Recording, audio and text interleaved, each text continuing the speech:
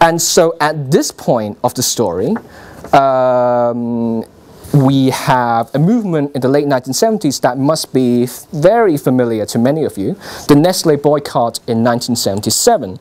Two American tropical pediatric experts, Derek Geliev and Patrice Geliev, published their research on the use of infant formula in the developing world, and they coined the term carcinogenic malnutrition to describe the inappropriate use of infant formula or milk substitute products in the third world, which led to gradual starvation or increased susceptibility to infections and bloated abdomens, blindness, mental retardation, and sometimes even paralysis and death. And Geliev and the work of other activists, most notably the London-based charity War on Want, led to the publication of The Baby Killer in 1974, and then the Nestle boycott in the US and Europe and other parts of the world in 1977. And this is where the other baby killer came in. And according to pediatrician Wong Hock Boon and his colleagues in the University of Malaya, a severe degree of protein-calorie malnutrition and high rates of infection were found in infants fed with sweetened condensed milk. And that condensed milk continued to be promoted as a baby food, even though the United Nations Protein Calorie Advisory Group warned that it was highly unsuitable for infants and young children.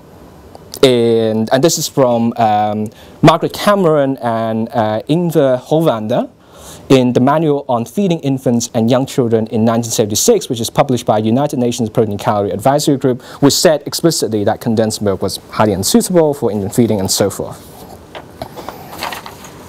Okay. And the situation for that Wong Hock Boon and his colleagues were describing was particularly bad in rural areas in Malaysia, where mothers fed the babies with condensed milk, possibly mixed with contaminated water. And so the Consumers Association of Penang, or the CAP, initiated a campaign in 1981 against condensed milk and published The Other Baby Killer in a number of languages, in English, in Malay, and so on and so forth, to educate families across Malaysia. And a very brief comment here on the Consumers Association of Penang. It was founded in 1969 by social advocate Anwar Fazal, the so-called Rav Nader of the East. The Consumers Association of Penang was one of the most vocal NGOs in Malaysia and often highly critical of the government and of the activities of multinational corporations. It was founded, very interestingly, specifically with the intention that it would be a cornerstone of, quote, civil society in Malaysia.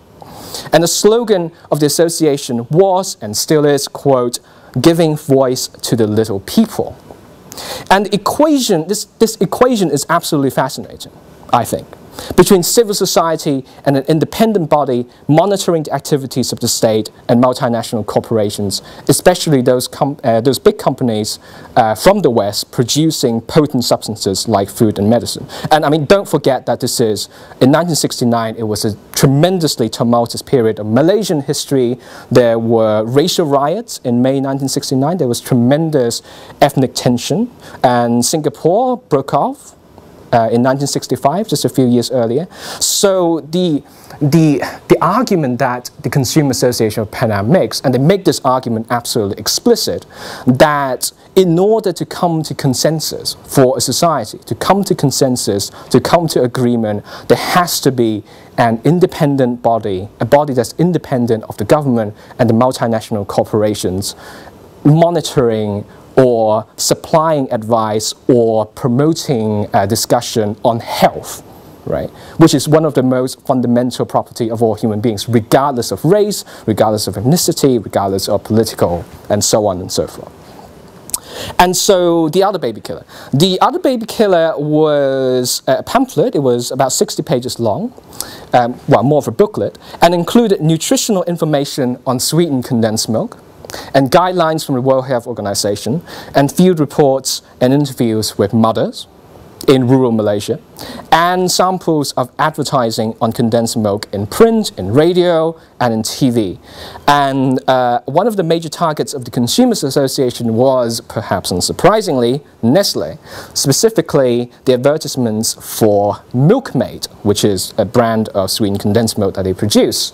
There is a little bit of correspondence in the archives. I haven't looked very carefully, but I found a number of things. So on the 6th of November 1979, the Consumers Association of Penang wrote to Nestle complaining that Milkmaid advertisement implied that sweetened condensed milk could be used for infants or young children to promote their health. So on the left here, the scan quality is a little bit rubbish, but under the captions of the kids, like here or there and so forth, they use, Nestle used the term sayangku and menyaku. My Malaysian is almost non-existent, but sayangku and menyaku in the captions are actually understood as endearments for babies. Right, not kids, not young children, just babies. And so the association also noted that the label on the can of Milkmaid said, Milkmaid sweetened condensed milk is suitable for children above the age of 12 months. And then Nestle's marketing division replied on the 3rd of December 1979 and, quote, "We do not agree that our advertisements carry this implication, as it can be seen quite clearly that the children we show in our advertisements are all of school-going age, which is a minimum of 6 years old." And that was it. And so there's a little bit of exchange here or there between the Consumer Association of Penang and a number of other companies, and essentially, eventually they asked the Ministry of Health in Malaysia to do something about it, but the Ministry of Health wrote on the 24th of October 1979 that it actually did not have any power to monitor food and drink advertisements, which is a power that I think they have gained since. And so the Consumers Association of Penang also had a very specific agenda, and that was to promote breast milk, breastfeeding. The general argument is pretty familiar. So as opposed to supplying infant formula or sweetened condensed milk as part of the aid package to third world countries, which products made by multinational food corporations, which the Consumer Associations of Penang desperately wanted to resist, they argue that governments, charities, and development agencies ought to come up with strategies and policies to increase and promote the general health and welfare of mothers so that they could feed their children with breast milk. And the argument was that condensed milk and other products displaced traditional habits of infant feeding, which had to be recovered. But it's also simultaneously, if you think about it, it's also a little bit strange, because in their ideology, there's also a simultaneous enforcement of a particular vision of motherhood and the responsibility of mothers. And there is plenty of material here, but given the limited amount of time I have, the convenient endpoint of my talk is the establishment of the World Alliance for Breastfeeding Action, or WABA, in Penang, interestingly, in 1991, by a number of people, by Anwar Faisal and Muhammad Idris from the Consumer Association, from the input of Derek and Patrice Gelif, and also the support of the UNICEF and the World Health Organization. I just want to add a small kind of footnote / caveat right now, that as a historian, I don't necessarily always want to take sides in debates like this. I think it's very easy and tempting to write this very emotional and passionate debate on infant formula, on dairy products, and on breastfeeding and on condensed milk as the history of activists and innocent people versus corrupt, evil, villainous big corporations. So you may notice that the title of my talk is "The Other Baby Killer" with a question mark. So the million-dollar question would be, was condensed milk a baby killer?